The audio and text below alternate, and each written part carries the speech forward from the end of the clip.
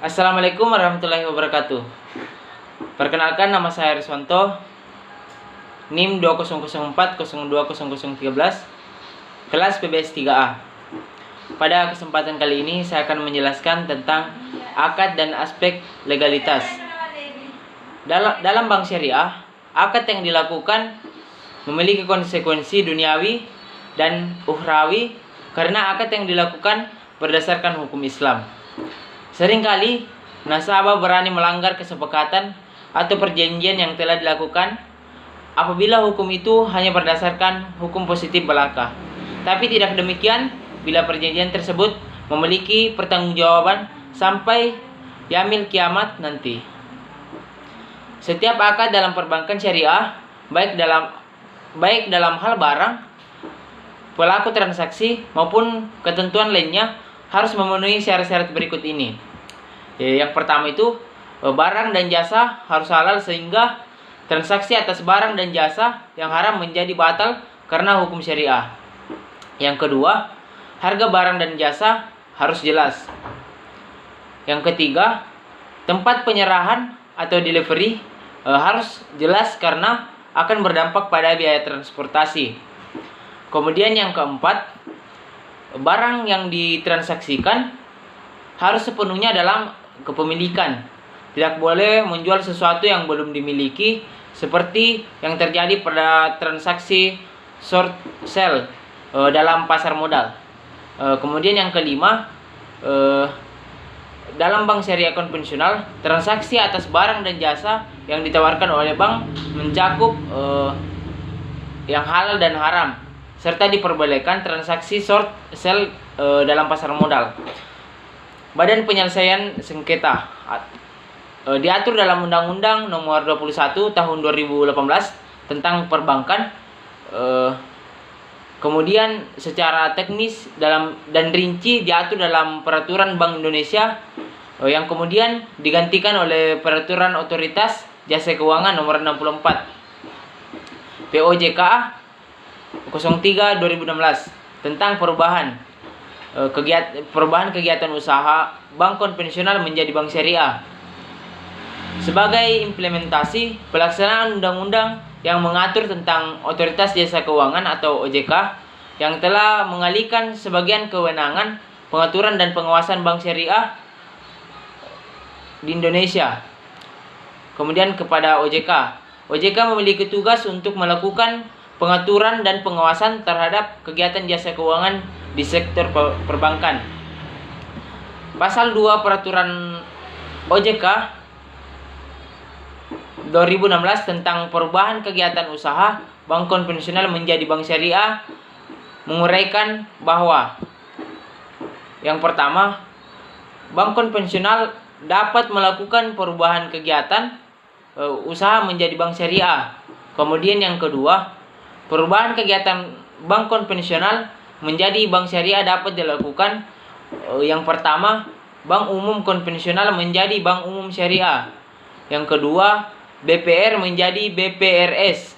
Beberapa aturan hukum yang mengatur tentang konversi bank konvensional menjadi bank syariah diantaranya yakni ketentuan pasal 5 ayat 6 Undang-Undang Nomor 21 Tahun 2008 tentang perbankan syariah menguraikan bank konvensional hanya dapat mengubah kegiatan usaha berdasarkan prinsip syariah dengan izin Bank Indonesia. Selanjutnya, pada pasal 4 ayat 1 Peraturan Otoritas Jasa Keuangan Nomor 64 POJK 03 2016 menguraikan bahwa perubahan kegiatan usaha bank konvensional menjadi bank syariah hanya dapat dilakukan dengan izin Otoritas Jasa Keuangan atau biasa disebut dengan OJK. Struktur organisasi bank syariah, perbankan syariah dan kelembagaannya. Kemudian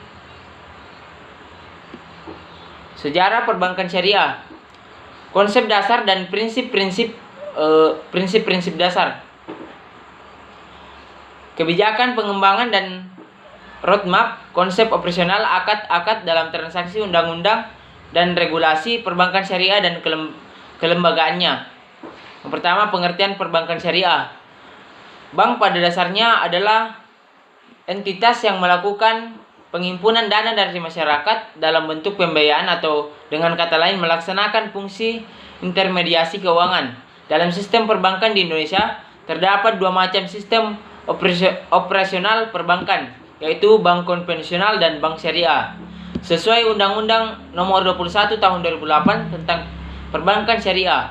Bank syariah adalah bank yang menjalankan kegiatan usaha berdasarkan prinsip syariah atau prinsip hukum Islam yang diatur dalam Fatwa Majelis Ulama Indonesia seperti prinsip keadilan dan keseimbangan,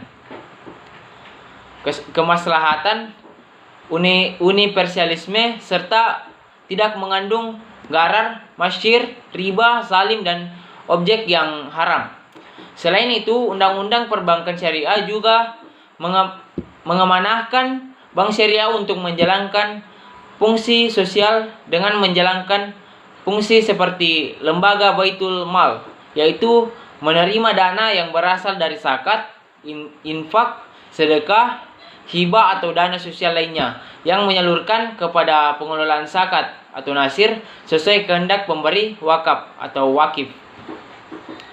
Pelaksanaan fungsi pengaturan dan pengawasan perbankan syariah dari aspek pelaksanaan prinsip kehati-hatian dan tata kelola yang baik dilaksanakan oleh OJK sebagaimana halnya dalam perbankan konvensional. Namun dengan pengaturan dan sistem pengawasan yang disesuaikan dengan kekhasan sistem operasional perbankan syariah. Masalah pemenuhan prinsip syariah memang hal yang unik bank syariah karena hakikinya bank syariah adalah bank yang menawarkan produk yang sesuai dengan prinsip syariah. Kepatuhan pada prinsip syariah menjadi sangat fundamental karena hal ini yang menjadi alasan dasar eksistensi bank syariah. Selain itu, kepatuhan pada prinsip syariah dipandang sebagai sisi kekuatan bank syariah. Dengan konsisten pada norma dasar dan prinsip syariah, maka kemaslahatan berupa kestabilan sistem, keadilan dalam berkontrak, dan terwujudnya tata kelola yang baik dapat terwujud. Sistem dan mekanisme untuk menjamin pemenuhan kepatuhan syariah yang menjadi isu penting dalam pengaturan bank syariah. Dalam kaitan ini, lembaga yang memiliki peran penting adalah Dewan Syariah Indonesia atau disingkat dengan DSN. MUI Undang-Undang Nomor 21 Tahun 2008 tentang Perbankan Syariah memberikan kewenangan kepada MUI yang fungsinya dijalankan oleh organ khususnya yaitu DSN MUI untuk menerbitkan fatwa kesesuaian syariah suatu produk bank. Kemudian Peraturan Bank Indonesia sekarang atau POJK menegaskan bahwa seluruh produk perbankan syariah hanya boleh ditawarkan kepada masyarakat setelah bank mendapat fatwa dari DSN MUI dan memperoleh izin dari OJK pada tataran operasional pada setiap bank syariah. Juga diwajibkan memiliki Dewan Pengawas Syariah atau DPS dan fungsinya ada dua. Pertama, fungsi pengawasan syariah, dan kedua fungsi advisory atau penasehat. Ketika bank dihadapkan pada pertanyaan mengenai apakah suatu aktivitasnya sesuai syariah apa tidak, serta dalam proses melakukan pengembangan produk yang akan disampaikan kepada DSN untuk memperoleh fatwa. Selain fungsi-fungsi itu, dalam perbankan syariah juga diarahkan memiliki fungsi internal audit yang fokus pada pemantauan kepatuhan syariah untuk membantu DPS, serta dalam pelaksanaan audit eksternal yang dilakukan bank syariah adalah auditor yang memiliki kualifikasi dalam kompetensi di bidang syariah. Secara umum terdapat bentuk usaha bank syariah terdiri atas bank umum dan bank pembiayaan rakyat syariah atau biasa disingkat dengan BPRS.